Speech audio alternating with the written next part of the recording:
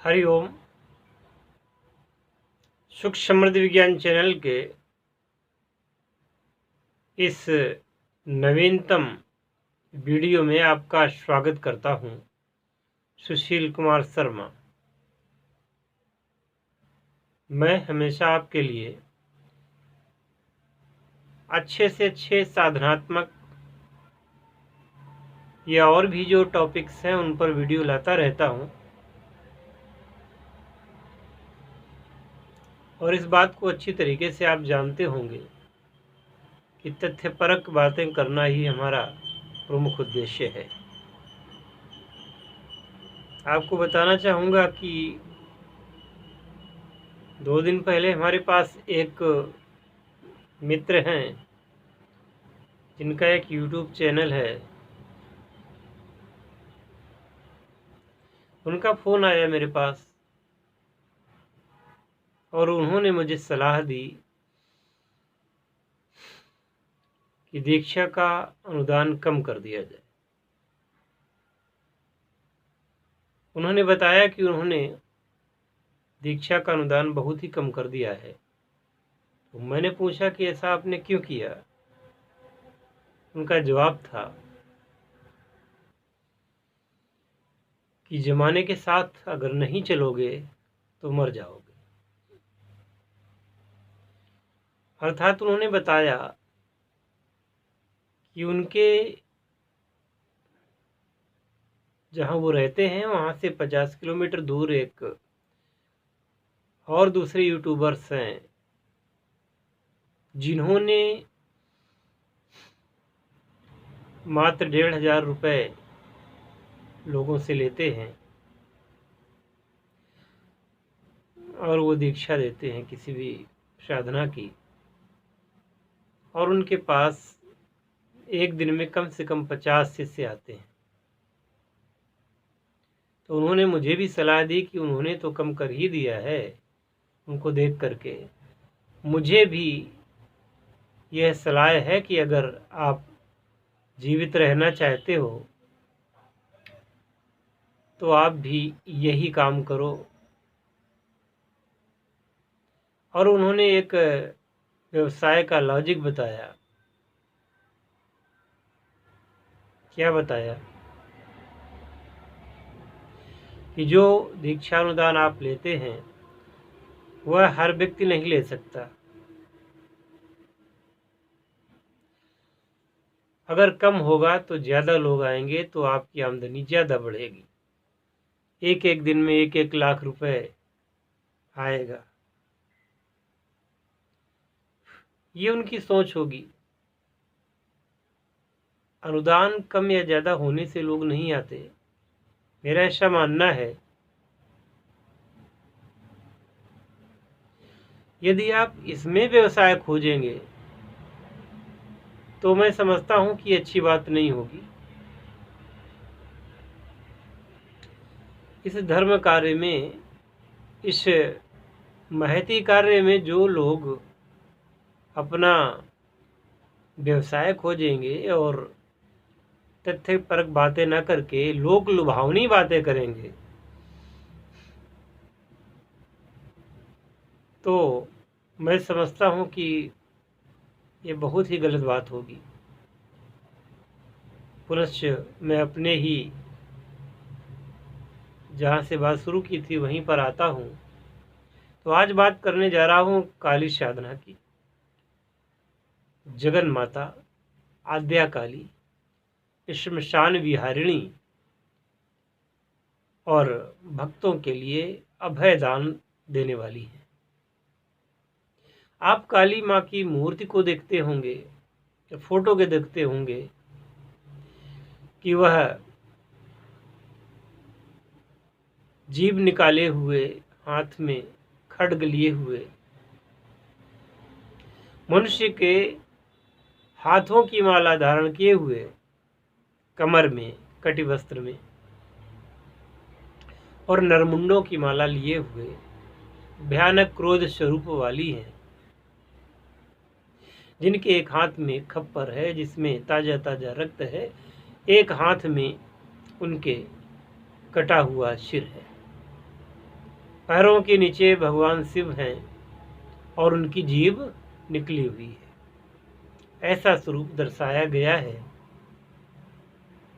तरह तरह की कहानियाँ प्रचलित हैं, तरह तरह की जो बातें प्रचलित हैं कि शिव जी उनके पैर के नीचे क्यों आ गए,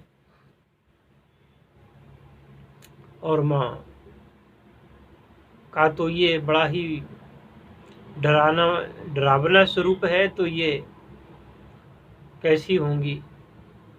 मैं बताना चाहूँगा आपको, इन्हीं माँ काली जी ने एक अपने भक्त की रक्षा की थी, जिसकी बलि देने जा रहे थे लोग। श्रीमद् भागवत में इसको कई बार आपने सुना होगा कि एक जड़ भरत नाम के राजा हुए। पहले उनका नाम भरत हुआ, दूसरे जीवन में वह हिरण का रूप धारण किया और तीसरे जीवन में जड़ भरत के नाम से प्रसिद्ध हुए। और जड़ भरत की रक्षा करने के हेतु माँ काली को स्वयं आना पड़ा। इसी प्रकार से परमहंस रामकृष्ण देव जी महाराज, जो कि कलकत्ता में माता काली के मंदिर की जो पुजारी थे, उन्होंने माँ का दर्शन किया। पुनश्च रामकृष्ण परमहंस ने माता काली के स्वरूप को स्वामी विवेकानंद जी को दिखाया। पुनश्च बाद में परम पूज्य सद्गुरुदेव स्वामी योगानंद जी महाराज को भी माता काली ने अपने जाज्वल्यमान दिव्य स्वरूप के दर्शन करवाए। और माता काली की कृपा से आज मैं आपको ये कहने में सक्षम हूँ कि माता काली की जो शरण ग्रहण करते हैं, उनके स्वरूप को जो ध्यान करते हैं, वो दुष्टों के लिए महाभयंकरी, परंतु अपने पुत्रों के लिए स्नेह सिक्त आभा वाली, कोमल और मातृ स्वरूपा है, वत्सला है। तो माता सब पर कृपा करती हैं। 10 महाविद्याओं में माता श्री का नाम आदर के साथ लिया जाता है और इनको काली कुल में इनकी गणना होती है। माँ अद्या काली परम सुख स्वरूपा, परम करुणा स्वरूपा, परम अति प्रिय, परम भक्त आह्लादकारिणी है। माँ वत्सला संसार की आदि में भी थी और संसार की आदि में होने के साथ साथ अनादि भी हैं, अनंत भी हैं। ये परमपिता परमात्मा की अलौकिक कृपा है, अलौकिक उनकी ये दिव्य आभा है, उनका एक दिव्यतम स्वरूप है। परमहंस योगानंद महाराज गुरुदेव जी ने तो एक छोटे से भजन में, यानी कि छोटे छोटे भजन वो लिखा करते थे, उन्होंने कहा है कि कौन कहता तू है काली, हे माँ जगदम्बे, लाखों रविचंद्र तेरी काया से हैं चमकते। कौन कहता तू है काली, हे माँ जगदम्बे, लाखों रविचंद्र तेरी काया से हैं चमकते। ऐसे करके जो भक्त भाव विभोर होकर के माता आद्या का चिंतन करता है वह काली कही जाती हैं, काले स्वरूप में आपको श्यामला होकर के दर्शन देती हैं, परंतु उनका जो स्वरूप है अति निर्मल है, अति उज्जवल है। और जो उनको सच्चे मन से याद करता है उसका कल्याण वो करती ही हैं। त्रिदेव स्वरूपा माता त्रिदेव स्वरूपा है और माँ दुर्गा की एक अपरिमित शक्ति।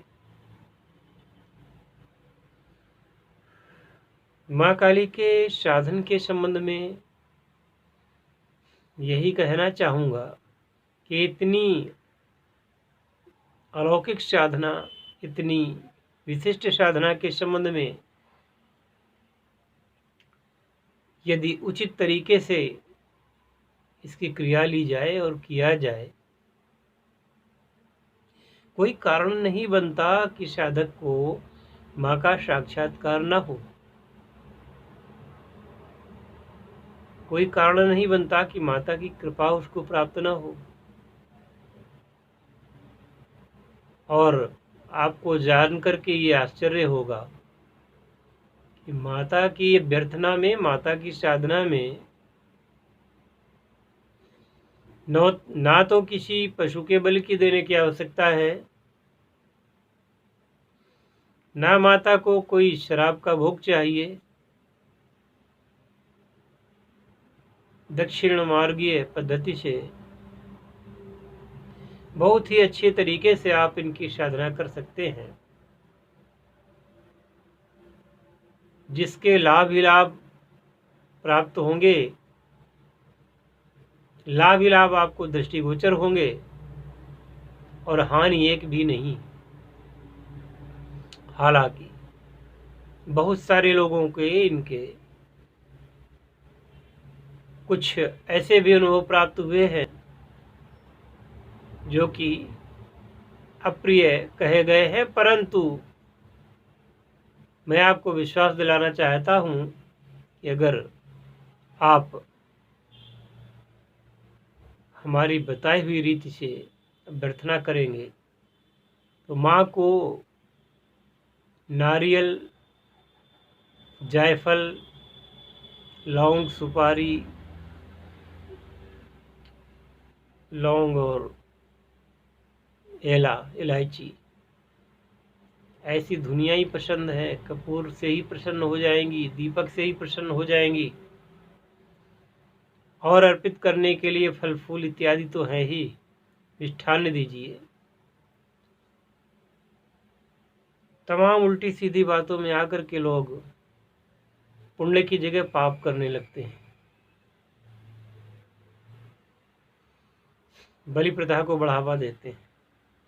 वो आत्मघाती तरीके हैं। मैं किसी को आत्मघाती तरीके अपनाने की सलाह हरगिज नहीं दे सकता और ना ही मैं कभी किसी को दूंगा।